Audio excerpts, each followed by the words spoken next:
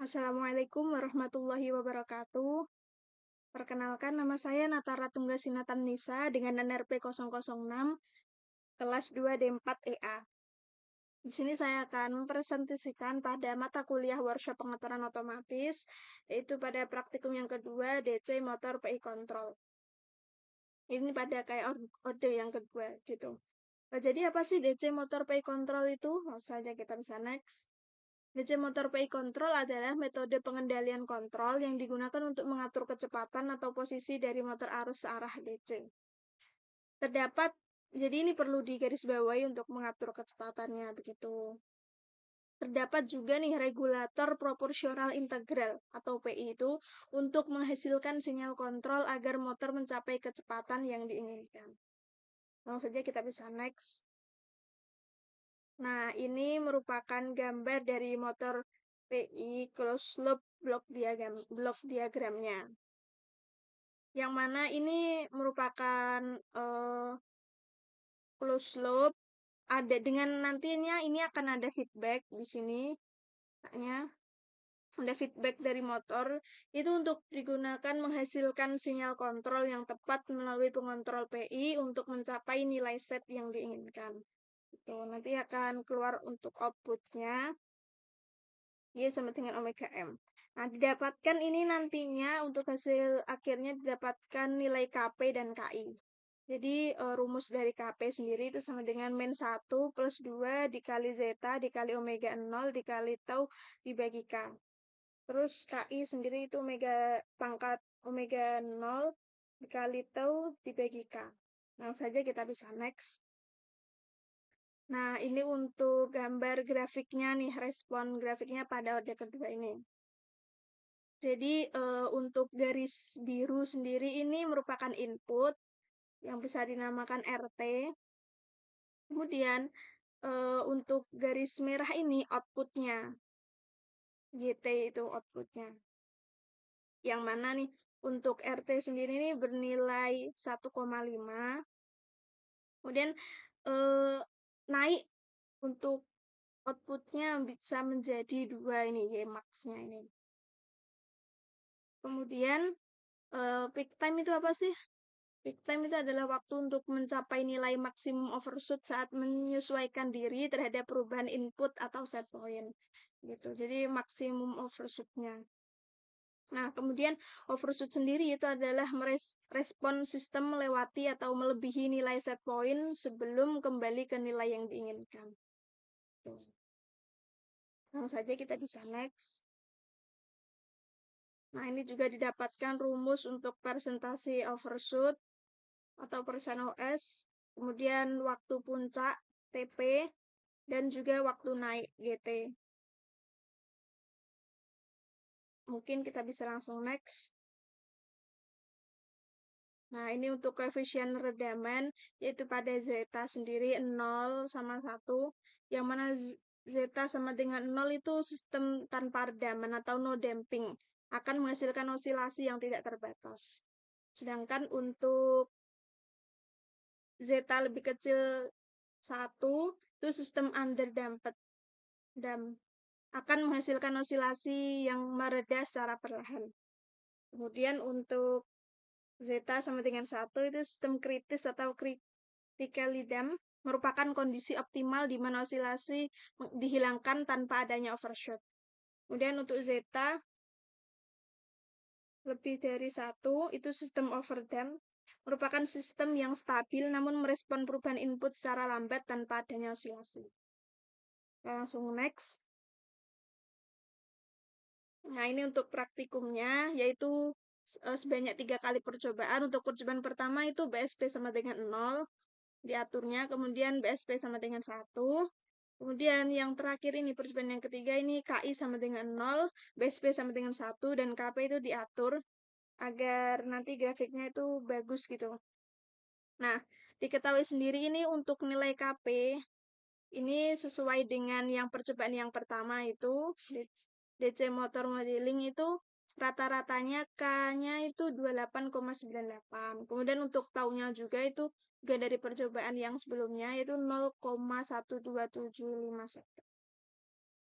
Untuk frekuensinya udah diketahui 0,40 Hz, kemudian untuk A-nya 25 rad per S, offsetnya 100, signalnya square, kemudian untuk zeta-nya 0,75 dan omega 0-nya 16,0 rad S gitu. Nah, setelah diketahui K dan taunya, dihitung KP-nya, ditemukan 0,071, kemudian KI-nya ditemukan 1,12629. Kemudian dihitung lagi untuk TP, yaitu didapatkan hasilnya 0,296 second, dan untuk persen OS-nya ini dapatkan 2,842%. Begitu, sesuai rumus. Langsung saja kita bisa next. Nah, ini untuk perhitungan GT-nya, rest time-nya, di mana BS sama dengan 0, kemudian BS sama dengan 1, dan KI sama dengan 0, BSP sama dengan 1, dan untuk KP-nya itu diatur, begitu. Langsung saja kita bisa next.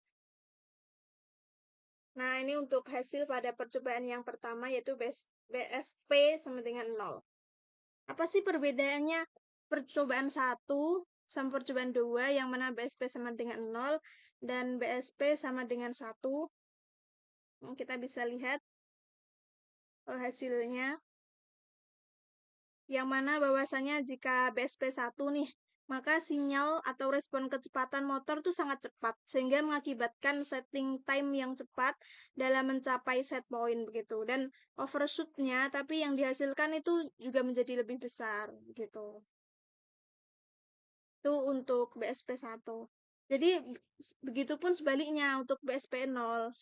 Jika BSP 0, maka itu sinyal atau respon kecepatan motor sangat lambat sehingga mengakibatkan setting time yang lambat dalam mencapai set point, dan overshoot-nya itu yang dihasilkan juga lebih kecil. Gitu. Jadi bagusan BSP 1. Nah, ini untuk percobaan yang ketiga, yaitu KI sama dengan 0, BSP sama dengan 1. Yang mana ini kami menggunakan pengaturan KP sama dengan 0,2, 0,3, 0,4, 0,5, dan 0,6. Dari yang kami hitung kan untuk KP sendiri itu ada percobaan kita ditemukan yaitu 0,071. Lalu harus mencari yang bagus, yang pas kiranya, dan ditemukan 0,2, 0,3, 0,4, 0,5, 0,6. Lalu lebih bagusan mana sih? Untuk percobaan yang ketiga ini untuk KP dari 0,2, 0,3, 0,4, 0,5, 0,6. Kita bisa lihat perbedaannya. Ini untuk yang garis merah sama garis biru masih agak menjauh ya. Ini udah mulai dekat, sudah mulai mendekat. Nah, 0,6. Ini dapatkan hasil yang paling bagus. Jadi hasil yang paling bagus itu KP sama dengan 0,6. Yang mana itu sesuai tadi, KI-nya sama dengan 0, BSP sama dengan 1. Jadi bagusnya itu KP sama dengan 0,6. Yang memiliki respon cepat, overshoot lebih kecil, dan steady yang bagus. Begitu. Jadi, untuk nilai KP dan KI yang terlalu tinggi itu dapat menyebabkan overshoot, di mana output sistem melebihi nilai set point itu sebelum kembali ke nilai yang diinginkan, begitu. Jadinya, dengan nilai KP yang lebih tinggi daripada KI bisa menjadi pilihan yang baik nih untuk mengurangi overshoot. Nah, sambil mempertahankan untuk respon sistemnya itu yang lebih cepat, begitu. Kita mungkin bisa next. Nah, ini untuk kesimpulannya, jika set point BSP bernilai 1, motor akan mencoba mencapai kecepatan ditetapkan dengan cepat. Hal ini dapat mengakibatkan waktu penyesuaian yang singkat, namun juga dapat menyebabkan motor melebihi nilai set point atau overshoot sebelum kembali ke kecepatan yang diinginkan. Terus jika set point BSP bernilai 0, motor akan mencoba mencapai kecepatan yang ditetapkan dengan lambat. Ini menghasilkan waktu penyesuaian yang lambat dan mengurangi kemungkinan terjadinya overshoot. Kemudian pada praktikum ini, nilai K dan tau-nya ini didapatkan dari hasil percobaan DC motor modeling yang kemudian digunakan untuk mencari nilai KP dan KI. DC motor PI control adalah metode pengendalian yang efektif untuk mengatur kecepatan atau posisi motor arus arah DC menggunakan regulator proporsional integral atau PI. Terima kasih dari saya, kurang lebihnya saya mohon maaf yang sebesar-besarnya. Wassalamualaikum warahmatullahi wabarakatuh.